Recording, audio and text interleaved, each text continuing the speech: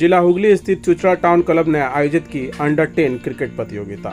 चुचड़ा town club की ओर से एक अंडर-10 क्रिकेट प्रतियोगिता का आयोजन किया गया था, जिसमें क्लब के ही खिलाड़ियों के 4 टीमों में बांटकर 4 दिन तक मुकाबले कराए गए। आज इस प्रतियोगिता का फाइनल मैच खेला गया, जिसमें टाउन राइजिंग टीम ने विजेता का खिताब अपने नाम किया।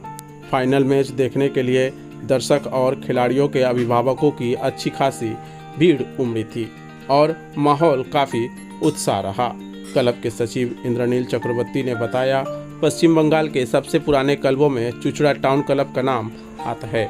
हालांकि डलहौसी क्लब और CCFC क्लब भी पुराने क्लब है, लेकिन वे दोनों ब्रिटिश क्लब है। हमारे क्लब से बीते कुछ वर्षों में लगातार बंगाल की टीमों में खिलाड़ी चयनित हो रहे हैं, जो हमारे लिए गर्व की बात है।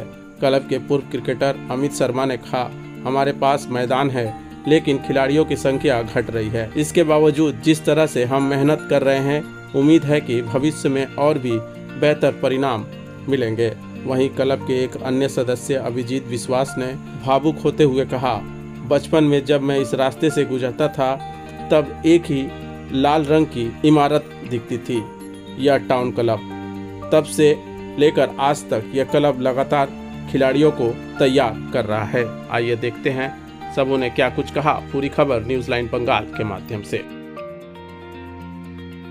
এটা এই বছর আমাদের এটা আন্ডার-10 এর আমরা প্রতি এজ ভিত্তিক আমাদের টুর্নামেন্ট হয়।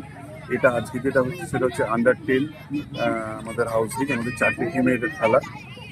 আমরা আমাদের যে স্টুডেন্ট আছে আন্ডার-10 এ তাদের 4টি টিমে ভাগ করেছি। ভাগ করে আজকে 4 দিন ধরে টুর্নামেন্টটা হচ্ছে। আজকে এখন ফাইনাল খেলা চলছে।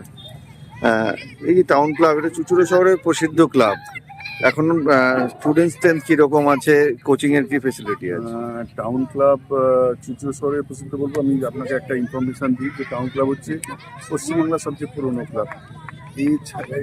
এর থেকে বেশি পুরনো ক্লাব দুটো আছে, একটা হচ্ছে ডালহাউসি ক্লাব, একটা CCFC ক্লাব, কিন্তু দুটো ব্রিটিশ ক্লাব। ভারতীয় ক্লাবের মধ্যে সবচেয়ে পুরনো পশ্চিমবাংলা হচ্ছে টাউন ক্লাব। আর আমাদের এই যে ক্রিকেট একাডেমি, এটা হচ্ছে চুচুড়া শহরের সবচেয়ে পুরনো একাডেমি। এখন বর্তমান আমাদের স্টুডেন্টস 350। আর এই যে সফল যদি থাকে, প্রচুর প্লেয়ার আমাদের এখানে ফার্স্ট ডিভিশন কলকাতা মাঠে টিকিয়ে খেলছে, আন্ডার এজ বেঙ্গল টিমে খেলছে, তারপর সিনিয়র বেঙ্গল টিমের প্লেয়ারও আছে।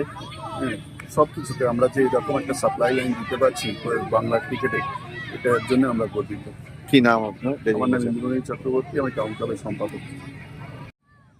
দেখুন, আমাদের একটাই বক্তব্য, মানে খেলা আছে, কিন্তু খেলা যে স্পোর্টিং ওয়েতে খেলা যাবে বা সেরকম ভালো ছেলেরা কোথায় হারিয়ে যাচ্ছে, আমরা সেটাই চেষ্টা করছি। আমরা যেহেতু আমার লাইফ আর মোবাইল লাইফ আমরা ক্রিকেট থেকেই সব কিছু পেয়েছি, সেই জন্য ওই জিনিসটা মাঠকে আবার ফিরিয়ে দেওয়ার জন্যে, সেই জন্য ওই টাইমটা দিই আমরা, যে এইখান থেকে কিছু ছেলে বেরোক বা ইয়ে করুক। সেই জন্যেই আমরা লেগে আছি। লাস্ট 10 বছর ধরে আমি লেগে আছি। 10টা ছেলের থেকে 350-400 ছেলে এখন হয়ে গেছে।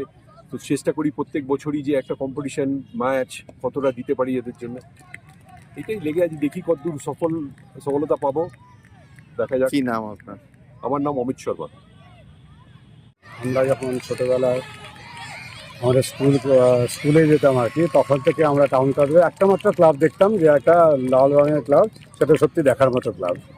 ঠিক আছে, তো তখন থেকে সেই আমরা যখন প্রাইমারিতে পড়তাম তখন থেকে যে এই ক্লাবটা দেখতাম এবং তাকে দেখতাম, এবং তার সামনে যারা খেলতো তাদেরকে দেখলাম। খুব মানে একটা কীরকম একটা ফিলিংস আসতো আর কি। তারা মোটামুটি ভগবানের পর্যায়ে যারা খেলছে, আমরা তখন একদম ছোটো এরকম আর কি। তো তখন থেকে আমরা দেখেছি সবাই বিখ্যাত সব নাম আছে।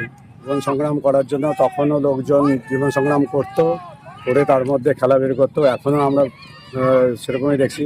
আপনার বুবাই আছে, এরা তো ক্লাব করে যাচ্ছে। তার জুনিয়র ব্যাচের ছেলেরাও আছে, এরা ক্লাব করছে।